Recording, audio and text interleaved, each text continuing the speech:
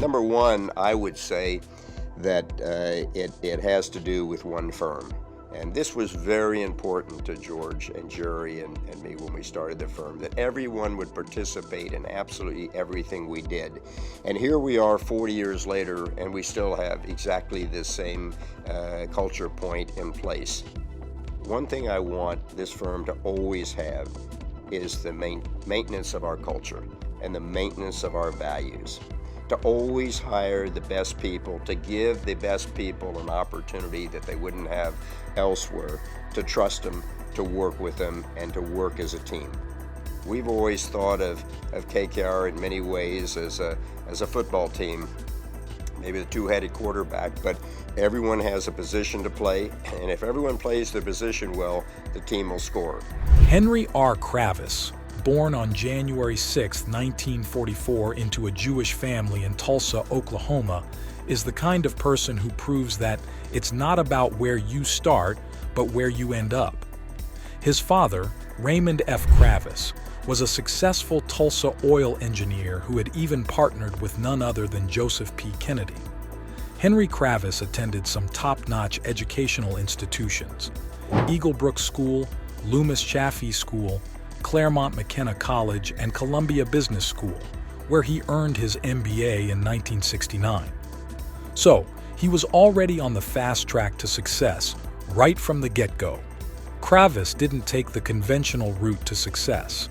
He started by working various jobs in New York City's financial sector, which is a lot like crawling before you walk.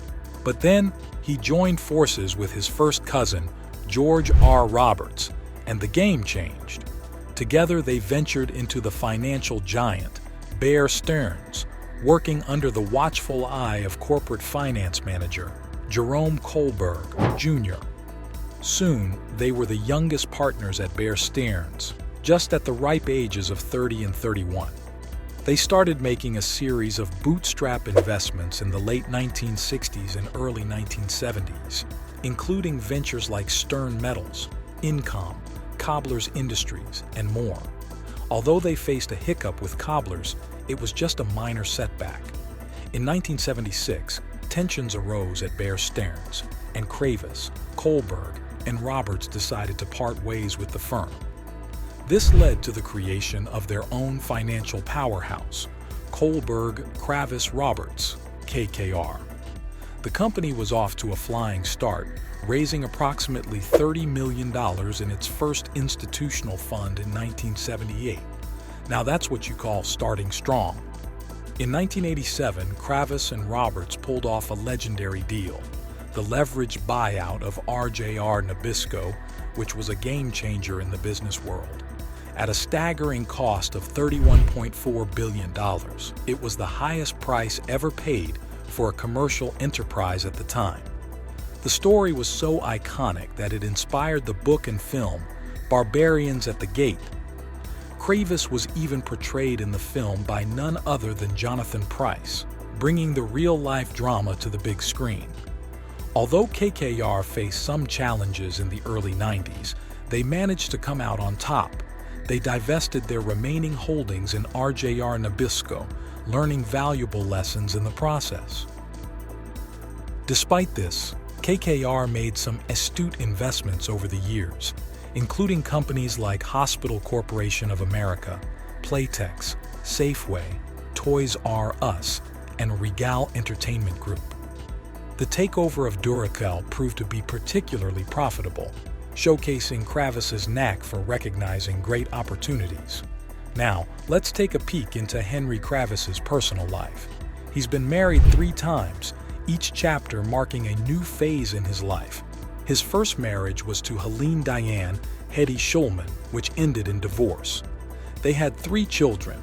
Sadly, one of them, Harrison S. Kravitz, passed away in a car accident in 1991. Kravitz later married New York designer Caroline Rome, but that marriage also ended in divorce. Currently, he's happily married to a prominent Canadian economist, Marie-Josée Drouin, who is deeply involved in various philanthropic activities. Kravitz isn't just a high-flying businessman. He's deeply committed to several philanthropic causes. He serves on the boards of organizations like the Memorial Sloan Kettering Cancer Center and the Robin Hood Foundation, and even holds the prestigious position of president of the Museum of Modern Art Board of Directors. His lifestyle is as extravagant as his career. Henry Kravitz mainly resides in New York City and has a seasonal getaway in Palm Beach, Florida. He also owns properties in New York City, Southampton, New York, Paris, and Sharon, Connecticut. It's safe to say he enjoys the finer things in life. Kravitz is not just about business. He's also had a significant presence in the world of politics. He's a supporter of Republican politics and has been a fundraiser for President George W. Bush, John McCain, and President George H.W. Bush. In 1997, he co-founded the Republican Leadership Council, and in 2017, he contributed a substantial $1 million to President Donald Trump's presidential inauguration. Kravitz isn't just a player in the business world, he's also a player in the political arena. While he's renowned for his prowess in the world of finance, it's his dedication to giving back that truly sets him apart. Kravitz established the Henry R. Kravitz Prize in Nonprofit Leadership back in 2006. This incredible initiative identifies extraordinary leaders in the nonprofit sector, celebrates their achievements, and shares their best practices with the world. It's a beacon of hope for those striving to make the world a better place. But what makes this prize even more remarkable is that it's not just a token of appreciation. It's presented and administered by Claremont McKenna College, of which Kravitz is an alumnus and trustee. The Kravitz Prize is closely affiliated with the Kravitz Leadership Institute, a research institute at Claremont McKenna, which is all about fostering leadership and innovation. And here's the kicker. A whopping $250,000 accompanies the prize, directed to a nonprofit organization of the recipient's choice.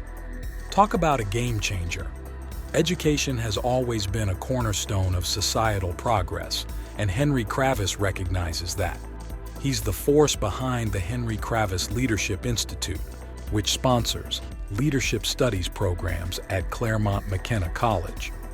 It's not just about knowledge. It's about nurturing future leaders who will drive positive change. But that's not all. Kravitz goes a step further with the Henry Kravitz Internships for Teachers of Color program. By supporting educators from diverse backgrounds, he's contributing to a more inclusive and equal society. Education should know no bounds, and Kravitz is making sure of that. Kravitz's impact isn't limited to the world of academia. He's literally put his money where his heart is, financing the construction of facilities in various educational institutions.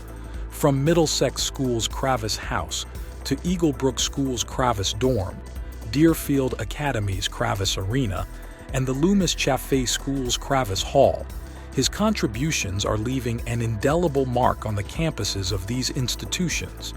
He's not just a name on a plaque. He's an architect of change. Now, let's shift our focus to the public positions Henry Kravitz holds. This man isn't just a philanthropist, he's a change maker in the public domain as well. He's a benefactor and former chairman of New York's public television station, which is a crucial source of information and culture for millions of New Yorkers. And here's something that speaks volumes about his love for the arts and culture. Kravitz sits on the board of the Metropolitan Museum of Art. He's helping preserve the rich tapestry of human creativity for generations to come. Kravitz's commitment to healthcare is equally inspiring. As a trustee of the Mount Sinai Medical Center, he and his wife Marie-Josée donated a whopping $15 million to establish the Center for Cardiovascular Health. It's not just about money. It's about saving lives and ensuring a healthier future for all. But the goodness doesn't stop there. The Kravitzes have also endowed a chair in human oncology at Memorial Sloan Kettering Cancer Center in New York. They're actively contributing to the fight against cancer, a battle that affects countless lives. Henry Kravitz's involvement in partnerships goes beyond philanthropy. He previously co-chaired, along with Jerry Speyer, the influential Partnership for New York City, founded by the legendary David Rockefeller. This partnership is all about bolstering the city's economy and ensuring a bright future for its residents. And now, Kravitz continues to leave his mark as a member of its board of directors. But that's not all. He's also the visionary behind the New York City Investment Fund, a nonprofit organization that's all about creating jobs and nurturing new businesses in the Big Apple. It's not just about making deals, it's about ensuring the prosperity of the city he loves. Kravitz's influence isn't confined to the city that never sleeps. He's a trustee of the Council on Foreign Relations in New York. This council plays a pivotal role in shaping the United States foreign policy. It's a testament to his global vision and influence. He's not just a leader, he's a mentor. As chairman of Sponsors for Educational Opportunity, he's actively involved in fostering the future leaders of our world. Education, after all, is the key to a brighter future, and Kravitz knows it well. But his commitment to the corporate world is equally impressive. He's a member of the executive committee of the Business Council, spanning multiple years. His insights and expertise are invaluable in steering the course of the business world. Kravitz co-chairs the Columbia Business School Board of Overseers, where he recently pledged an awe-inspiring gift of $100 million. This massive contribution is set to support the school's new campus project. He's investing in the education of future business leaders, ensuring they have the best possible resources to shape the world. Remember to show your love by hitting that like button, subscribing to the channel, and staying tuned for more.